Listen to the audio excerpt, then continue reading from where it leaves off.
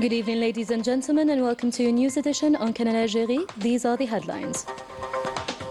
In a message on the occasion of International Women's Day, the President of the Republic, Abdelmadjid Tebboune, affirms women's right to full integration into the current transformations towards building a modern state.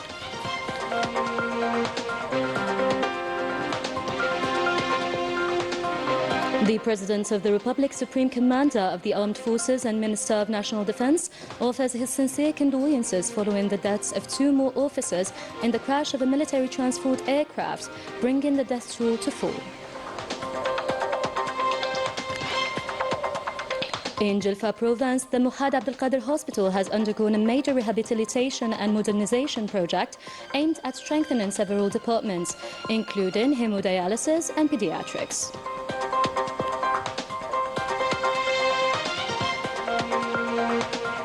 In Morocco, dignity is trampled upon, and the gap continues to widen as citizens are drowned in poverty, oppression, and marginalization, while the authorities turn a deaf ear.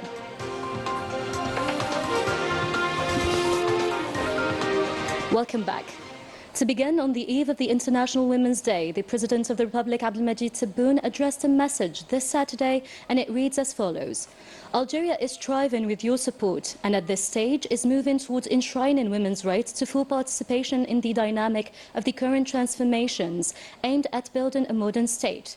As you celebrate International Women's Day on this 8th of March, in a renewed and victorious Algeria, join in women around the world in commemorating the struggles the women have faced in liberation. We stand in this blessed land as the descendants of the resistant fighters, martyrs and mujahidat, whose lives have been immortalized and whose legacy has spread far and wide as a symbol of the spirit of sacrifice for the sake of the homeland. You are the heirs to the honor and glory of Fatma Soumer, Jamila Bouhired, and many other women of distinguished reputation, whose names remain reserved and preserved in our collective memory. With reverence and respect to Zubida Ould Qabliya, Maryam Bouatoura, Jamila Boubasha, Louisa Iri Lahriz, Zohra Darif Bitat, and all the women who fought for Algeria's independence, resistance members and martyrs. Also remembered are the steadfast martyrs of the national duty, teachers, doctors, journalists and rural women who patiently and courageously endured the scourge of extremism and terrorism. They all stood with dignity and pride during the years of the Great Ordeal and were at the forefront of confronting the threats aimed to undermine the state and its institutions. My sisters and daughters, Algeria is truly a civil state. We are building it with you through your full integration into all of the programs we have launched as we transcend into strengthening women's role in the national projects, particularly through their active participation in their respective positions and ranks. Today, Algerian women have the highest level of representation in the government since the independence, as well as in elected assemblies, constitutional institutions, the security forces, and across all sectors of economic activity, national education, as well as the judiciary and health sectors. From this perspective, I remain committed to following up on our directives to the government to empower women to ensure the implementation of the constitutional enshrined principles and gender equality. On this occasion, I am pleased to conclude by expressing my pride and satisfaction in the many forms of creativity, innovation, and excellence demonstrated by the daughters of this beloved nation in the fields of culture, art, and sport. I also express the pride of the Algerian people in the role played by the women of our country in preserving our cultural heritage and authenticity, as well as the deeply rooted traditions of our society, safeguarded by the educators and nurturers of the future generations in schools and within the Algerian families. I congratulate you on this occasion, and I would like to wish you and your families blessed days during the remainder of this blessed month. Long live Algeria, glory to our martyrs, and may peace be upon you. It is with deep sadness and great sorrow that the President of the Republic, Abdelmadjid Tebboune, Supreme Commander of the Armed Forces and Minister of National Defense, learned of the death of two more officers among those injured in the crash of a military transport aircraft on Thursday in the 1st Military Region, bringing the number of officers who passed away to 4 martyrs in this tragic incident. It is in this painful ordeal that the President of the Republic reiterates his sincere condolences to the families of the martyrs, praying to Almighty Allah to surround the deceased and their families with His holy mercy and grant patience to the loved ones, while wishing a speedy recovery to the 2 other wounded. To Allah we belong, and to Him we shall return. The President of the Republic congratulated Kylian Mbappé on Saturday for her gold medal obtained in the 2026 Baku Games in Azerbaijan. The President of the Republic stated on his social media official account, "Kylian Mbappé is still a star honoring Algeria, making it international glory. Congratulations to our champion for her gold medal in the 2026 World Championship in Baku. To more success, God willing." The Algerian Olympic champion Kylian Mbappé received a gold medal on Saturday in the uneven bars event as part of the second stage of the Artistic Gymnastics World Cup currently being held in Baku, Azerbaijan. Mbappé has won the gold medal after scoring 15.3 points this Saturday. The international star will also attempt to add a second gold medal in the balance beam finals.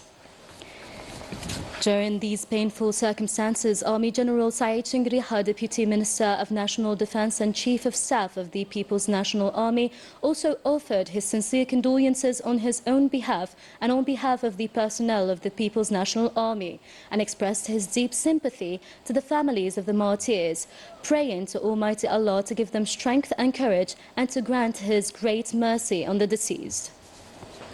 This Saturday, Prime Minister Sifi Ghrieb chaired a joint ministerial council meeting dedicated to presenting the national strategy for managing major risks for the period extending to 2035, which was prepared by the national experts in accordance with the directives of the President of the Republic. The strategy, which relies on annual action plans accompanied by clear objectives that define the responsibilities of each sector and its implementations, was developed within the framework of the Sendai, which was adopted by the United Nations as an international reference for reducing disaster losses and their negative impact. It also constitutes an important building block in the process of strengthening the national system for disaster risk prevention and management. It is a practical addition to the new law on disaster prevention response and risk reduction in the context of sustainable development issued in 2024. This new system aims to raise the level of national capacity to deal with various disaster risks, as well as respond quickly and effectively to their consequences. After more than 3 decades of service, Muhammad Abdel Qadir Hospital in Jilfa province has undergone major upgrades to modernize its facilities and improve departments such as hemodialysis and pediatrics. More details with Najah Tiyar. The patient care at Muhammad Abdel Qadir Hospital in Jilfa province has markedly improved following the extensive rehabilitation and modernization works. Patient care is now faster than before. We are well received, and in just 5 minutes I was able to have my consultation and check on my health. We hope that the services will continue to improve. The hemodialysis units have also been reinforced by health authorities through the acquisition of modern equipment to better treat patients suffering from the kidney failure. As part of the complementary program of the President of the Republic, Muhammad Abdel Qadir Hospital has benefited from several important projects. The Medical Surgical Emergency Department has been rehabilitated and equipped with modern equipment, including an MRI machine put into service for the first time. The Hemodialysis Department has also been renovated and reinforced with the acquisition of 20 dialysis generators, improving care for patients across the province. Today, this department serves nearly 140 beneficiaries and currently has no patients on the waiting list. A new pediatrics department has also been established to ensure more specialized care and improved reception for the children. This is a new department specially designed for children and equipped with modern medical equipment. The unit currently has 12 beds for day hospitalization, in addition to the rehabilitation of the former department, which has 32 beds. It allows us to receive patients in the best conditions and more quickly, particularly for the treatment of emergencies. With these improvements, the healthcare services across the province has been significantly strengthened. Still in the Jilfa province now has a new grain storage center. This infrastructure will allow farmers to better store their harvest and to add value to their products. Mohammed Shawqi for the report and taken up by Rania Al-Bahri. The opening of the storage center in the municipality of Lakhmis, Jilfa province, provides concrete support for farmers in the region and neighboring municipalities. Once operational, this infrastructure will allow for the reception and storage of harvest under organized and suitable conditions, thus facilitating the management of cereal production as the harvest season approaches. This recently implemented project provides real support to farmers and investors in the region, as well as those in neighboring provinces. This project represents a significant achievement for our municipality, as well as for neighboring municipalities, particularly Feddoul, Lakhmis, Gerneni and Sidi Lajal. This new infrastructure will contribute to improving the working conditions of the farmers. Farmers were previously forced to travel more than 100 kilometers, either to Hassi Feddoul or Lakhmis, to deliver their harvests. Today, this local center meets their needs. This initiative aims to support national production through concrete measures that directly benefit farmers on the ground. Thanks to these new infrastructures, farmers now only need to redouble their efforts to improve yield. We hope to be ready for the upcoming harvest season. This is the third local storage center to be completed. 2 more centers will be delivered soon. The goal is to bring these storage facilities closer to farmers, both in the north and the south of the province. These storage silos will revitalize the agricultural sector, serving producers and contributing to a better organization of the grain industry. Scenes of distress are multiplying in Morocco, where hundreds of citizens are seeing their homes and businesses demolished. Entire families find themselves homeless overnight without any compensation being offered. An alarming situation that reveals the excesses of a system accused of disregarding the fundamental rights of its own people. More details with Rania Al-Bahri. Social tensions continue in Morocco amid a wave of demolition targeting homes and businesses. Thousands of people have found themselves overnight without a roof over their heads or any source of income. I've been paying my rent for 20 years. Now I'm old and I no longer have the strength to work. Where am I supposed to go now? They've taken everything from us. I have nothing left.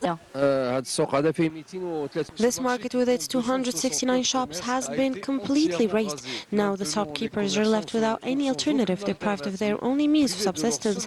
They are now homeless. In just 3 days, everything was razed at a frantic pace. In this chaos, several cases of looting have been reported. This scene illustrates the scale of a crisis where the distress caused by evictions is compounded by increasingly significant difficulties in accessing decent housing. So we tried every legal avenue, but in vain. We always end up back at square one without a solution.